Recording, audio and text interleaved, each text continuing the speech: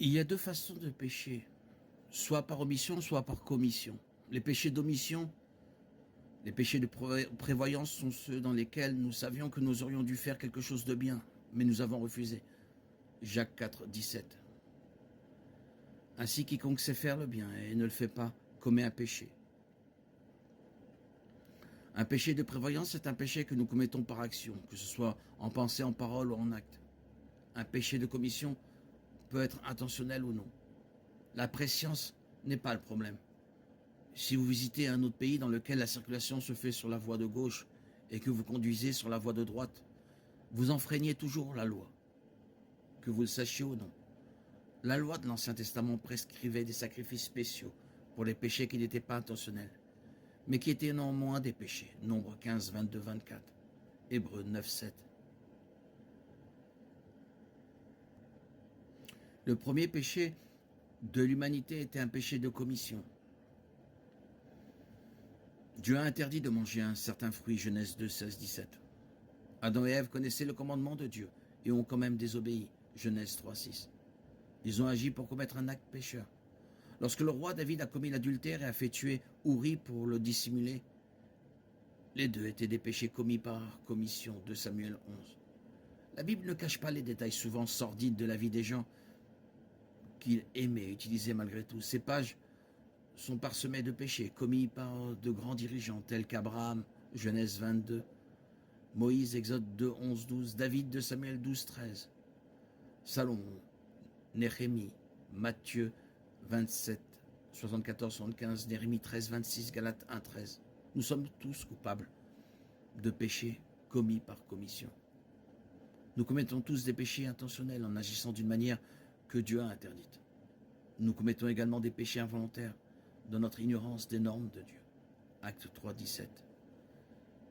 Notre nature pécheresse nous empêche d'être en communion avec Dieu. Nous pouvons peut-être limiter le nombre de péchés que nous commettons ouvertement, mais nous ne pouvons pas purifier notre cœur. Jésus a dit que ce qui sort de la bouche vient du cœur et c'est ce qui souille l'homme. Car c'est du cœur que viennent les mauvaises pensées, les meurtres, les adultères, l'impudicité, les vols, les faux témoignages, les calomnies. Matthieu 15, 18, 19. C'est pourquoi nous avons besoin de Jésus. Nous ne pouvons pas nous empêcher de pécher et en péchant, nous éliminons tout espoir de nous connecter à un Dieu saint. Ce n'est que lorsque nous permettons à la mort et à la résurrection de Christ d'être notre substitut que notre péché peut être expié. Colossiens 2, 14, Romains 6, 6, 2 Corinthiens 5, 21. Dit celui qui n'a point connu le péché.